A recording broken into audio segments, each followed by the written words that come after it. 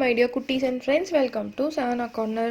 இன்றைக்கி ஒரு black cartridge paper எடுத்திருக்கேன். எப்போவுமே ஒயிட்டில் தான் பண்ணுவோம். இன்றைக்கி வந்து பிளாக்ல ஒரு ட்ராயிங் வந்து பண்ணி பார்க்கலாம். இப்போ ஒரு பேடில் அந்த பிளாக் கேட்ரேஜ் பேப்பர் வந்து ஃபிக்ஸ் பண்ணணும். அதுக்கு வந்து மாஸ்கிங் டேப் எடுத்திருக்கேன். மாஸ்கிங் டேப் புதுசாக வாங்குறீங்கன்னா அதில் ரொம்ப கம் இருக்கும். அந்த கம்மோட பவரை வந்து கம்மி பண்ணுறதுக்கு இந்த மாதிரி கீழே வேறு சர்ஃபேஸில் வச்சு இப்படி 2 தடவை வச்சு எடுத்துட்டிங்கன்னா அதோட பவர் வந்து கொஞ்சம் அந்த ஸ்டிக்கினஸ் வந்து கம்மியாயிடும். அதுக்கப்புறமா அந்த சார்ட்டில் வந்து பார்டர் மாதிரி நம்ம ஃபிக்ஸ் பண்ணிக்கலாம்.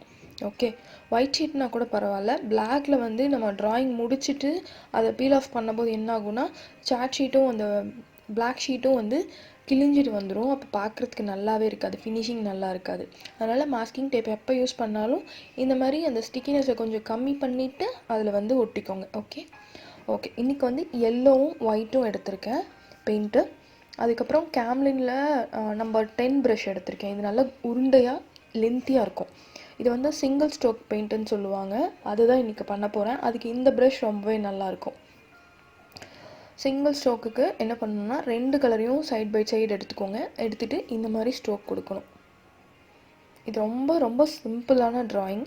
பட் நானே வந்து கொஞ்சம் பயந்துகிட்டே தான் வரைகிறேன், நல்லா வருமான்ட்டு. பட் ஃபஸ்ட் டைம் வந்து பார்த்திங்கன்னா ரொம்ப சின்னதாக வரைஞ்சிருப்பேன் பயந்துட்டு. அழகாக தான் வந்துச்சு. இப்போ செகண்ட் டைம் கொஞ்சம் ஃப்ளோ வந்து ஃப்ரீ ஆகிடுச்சின்னு நினைக்கிறேன். இந்த மாதிரி 3rd டைம் 4th டைம் பண்ணும்போதெல்லாம் உங்களுக்குமே ஈஸியாக வந்துடும். தனியாக ஒரு பூ மட்டும் இந்த மாதிரி செஞ்சு பார்த்துருங்க. நல்லா வந்துச்சுன்னா இந்த மாதிரி ஒரு ஆர்ட் வந்து நீங்கள் கண்டிப்பாக ட்ரை பண்ணி பாருங்கள். 2 கலரை மிக்ஸ் பண்ணிக்கோங்க. நல்லா கான்ட்ராஸ்டான கலரை மிக்ஸ் பண்ணிங்கன்னா நல்லா விசிபிளாக தெரிஞ்சிருக்கும். நான் ஒயிட்டும் எல்லோவும் எடுத்தனால அவ்வளோவா தெரியலை. இது வந்து சிங்கிள் சைட் பூ மட்டும்தான் நம்மளுக்கு தெரியுது. ஓகே, பெட்டல்ஸ் வந்து ஃபுல்லாக இருக்கும் பூவை சுற்றி. நம்மளுக்கு வந்து ஒரு சைடில் பார்க்கும்போது சிங்கிள் சைடு பெட்டல்ஸ் மட்டும்தான் தெரியுது. அந்த மாதிரி ஒரு எஃபெக்டில் தான் நம்ம இந்த பூ வந்து வரைஞ்சிட்ருக்கோம். ஓகே, ஸோ ஒரு பூக்கு வந்து ஒரு 6-7 பெட்டல் வந்து நீங்கள் வரைஞ்சிங்கன்னா போதும். ஃபுல்லாக கம்ப்ளீட் பண்ண வேண்டாம். நான் வந்து இப்போ செகண்ட் ஸ்ட்ரோக் கொடுக்குறேன். இப்படி செகண்ட் ஸ்ட்ரோக்கெலாம் கொடுக்கக்கூடாது. எக்ஸ்ட்ரா பெயிண்ட் வந்து நான் எடுத்துட்டேன். அதை வந்து அப்படியே அப்ளை பண்ணுறேன். எல்லோ கலர் இன்னும் கொஞ்சம் டார்க்காக தெரியணுங்கிறதுக்காக. பட் வந்து நீங்கள் சிங்கிள் ஸ்ட்ரோக் கொடுக்கும்போதே அந்த 2 கலரும் வந்து நல்லா விசிபிள் ஆகிற மாதிரி கொடுத்துருங்க. இப்படி டபுள் ஸ்ட்ரோக் கொடுத்தீங்கன்னா என்ன ஆகும்னா ஓவர் டைம் சொதப்பிடும். பட் பொறுமையாக கொடுத்தீங்கன்னா அழகாக தான் இருக்கும். ஓகே, இப்போ பூவெல்லாம் கம்ப்ளீட் பண்ணியாச்சு. அடுத்து வந்து ஒரு பர்பிள் கலர் இல்லாட்டி வயலட் கலர் எடுத்துக்கோங்க.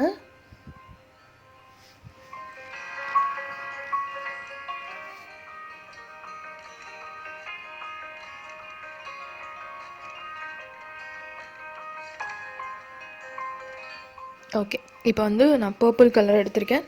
எடுத்துகிட்டு அந்த பூவுக்கு மேலே ஒரு ஓவல் ஷேப்புக்கு இந்த மாதிரி பெயிண்டிங் வந்து அந்த இடத்துல கொடுத்துருங்க. சின்ன சின்ன டாட்டாக வைங்க. ஆக்சுவலி நல்ல ஆர்டிஸ்ட் என்ன பண்ணுவாங்கன்னா இந்த மாதிரி பேடெல்லாம் திருப்பவே மாட்டாங்க. அப்படியே ஒரே இடத்துல வச்சு அழகாக வரைஞ்சிருவாங்க. நானுமே இப்போ உங்கள் கூட சேர்ந்து ப்ராக்டிஸ் தான் பண்ணிகிட்ருக்கேன். அதனால் நான் வேணுங்கிற பக்கத்தில் அந்த பேடை வந்து திருப்பிகிட்டே இருக்கேன். ஸோ கொஞ்சம் நாள் வரைஞ்சி பழகிற வரைக்கும் நம்ம இந்த மாதிரி கொஞ்சம் சின்ன சின்ன ஒர்க்லாம் பண்ணிக்கலாம், ஒன்றும் பிரச்சனை இல்லை. ஓகே, வயலட் வந்து டாட்ஸ் வச்சதுக்கப்புறம் அதுக்கு மேலே ஒயிட் பெயிண்ட்டையும் லைட்டாக வைக்கிறேன். ஸோ டபுள் ஷேட் இருந்தால் நல்லாயிருக்கும் அப்படிங்கிறதுக்காக. எனக்கு நிறைய பேர் ட்ராயிங் அனுப்பியிருந்தீங்க. நான் கண்டிப்பாக நெக்ஸ்ட் வீடியோவில் அதை போஸ்ட் பண்ணுறேன். இன்ஸ்டாகிராமில் நிறைய பேர் எனக்கு வந்து ஃபோட்டோஸ் அனுப்பியிருந்தீங்க. எல்லாமே ரொம்ப அழகழகாக இருந்துச்சு. எல்லாருக்குமே நான் ரிப்ளை பண்ணியிருப்பேன்னு நினைக்கிறேன். அனுப்பின எல்லாருக்கும் தேங்க்யூ குட்டீஸ். ஓகே, இப்போ பூ கம்ப்ளீட் ஆகிடுச்சா? பூக்கு கீழே வந்து ஸ்டெம் வரையணும். அதுக்கு வந்து நான் ஆல்ரெடி பென்சிலில் ரொம்ப லைட்டாக வரைஞ்சிருக்கேன். உங்களுக்கு தெரியுதான்னு தெரியல, ரொம்ப லைட்டாக வரைஞ்சிருக்கேன். வரைஞ்சிட்டு ஒரு க்ரீன் ஷேட் எடுத்துகிட்டு அதுக்கு ஒரு தின் ப்ரஷ், ரொம்ப தின்னான ஒரு ப்ரஷ் எடுத்துகிட்டு இந்த ஸ்டெம் வந்து அந்த பென்சில் லைனுக்கு மேலே போடுறேன். இந்த ஸ்டெம் லைன்ஸ் வரைகிறதும் அப்படி தான், ஒரே ஸ்ட்ரோக்கில் தான் நம்ம கொண்டு போகணும். இப்படி நான் எடுத்து போட்டுட்ருக்கேன்ல, அந்த மாதிரி பண்ணவே கூடாது. சிங்கிள் ஸ்ட்ரோக்கில் மேலேருந்து கீழே வரணும். அப்படியே கீழேருந்து மேலே போகக்கூடாது, மேலேருந்து கீழே வரணும். நான் வந்து எல்லாமே ராங்காக தான் பண்ணிகிட்ருக்கேன். பிகாஸ் உங்கள் கூட சேர்ந்து சீரியஸ்லி நானும் இப்போ தான் ட்ராயிங்குங்கிற ஒரு விஷயத்தை வந்து கற்றுக்கிட்டு இருக்கேன். எனக்கு வந்து ஜுவல்லரி ட்ராயிங் தெரியும், பட் இந்த மாதிரி fine arts drawing, art drawing எல்லாம் தெரியாது. ஓகே, இப்போது ஸ்டெம் போட்டு முடிச்சாச்சு. அந்த ஸ்டெம் வந்து எல்லா பூவுக்கும் தனித்தனியாக வருதான்ங்கிறத செக் பண்ணிக்கோங்க. நான் 2-3 இதுக்கு வந்து பென்சிலில் கூட வரையாமல் விட்டுருப்பேன். அதை வந்து வரைஞ்சிக்கிறேன். இப்படி 2-3 ஸ்ட்ரோக் பண்ணும்போது என்ன ஆகும்னா நம்மளுக்கு ஒரு இடத்துல தின்னா ஒரு இடத்துல திக்காக வரும். அது வந்து பார்க்குறதுக்கு நல்லாவே இருக்காது.